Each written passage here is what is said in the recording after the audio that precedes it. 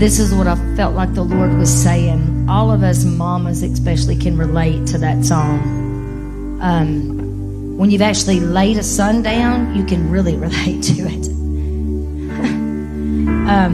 Because it's not what you want. It's not what you want to see.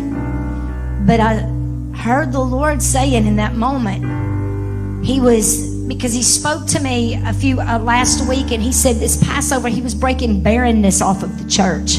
He was breaking barrenness off of the body. This is what he told me. And hopefully he'll let me bring that out today. But I declare that barrenness is being broken. But before barrenness can be broken, the trauma from loss has to be released off of you. You have to release that trauma from loss, whether it be your natural children actually going to the grave or them just leaving your home in a wrong way, whatever it may be. You have to release yourself from trauma of loss in your life, whether it be a marriage, whether it be a relationship, whatever it may be. I release trauma off of us today from loss so that we don't operate in the fear of that loss and reject the very ones that are called to us. And so, Lord, I release that right now so that barrenness can be broken off of us, so that we can begin to multiply and reproduce again. That I call those dead things the womb of who we are, the very core of who we are. I speak resurrection life to it today. The hope deferred, I break it off right now in the name of Jesus. That those things that you've hoped for, that have tarried so long, you've just lost hope in believing they were coming. I break that hope deferred off of you today. You need to stand up and shake it off. You need to let it go. Come on. Shake off barrenness so reproduction can happen, so you can become fertile again in your life. And I don't mean in the natural.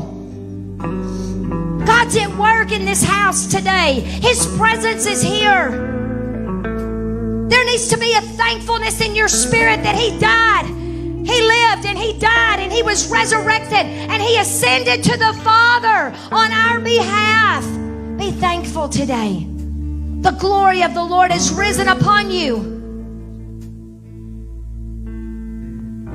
May He shine His light upon you and be gracious to us. He is.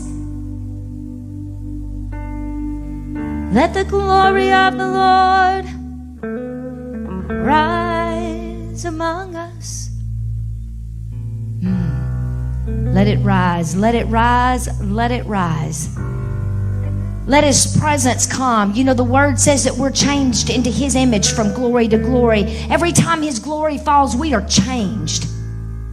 You know why that is? You know why they say that when you see God face to face, you would die? Do you remember? You know why they said that in the Old Testament? Because there's a part of your flesh that dies. When a revelation of who He is comes to you, and He reveals Himself in many ways through our lifetime. But I'm telling you, every time you get a revelation of a new facet of who God is in your life, a part of you dies. A part of that flesh dies. A part of who you've thought your identity was dies.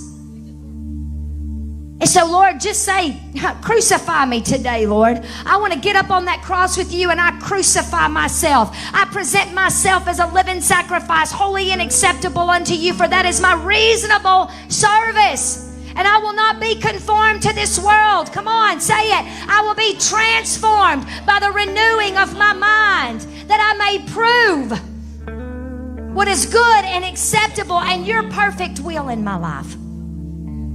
I die to me so others can live. Oh, Jesus, you're so good to us. Oh, your mercy and your grace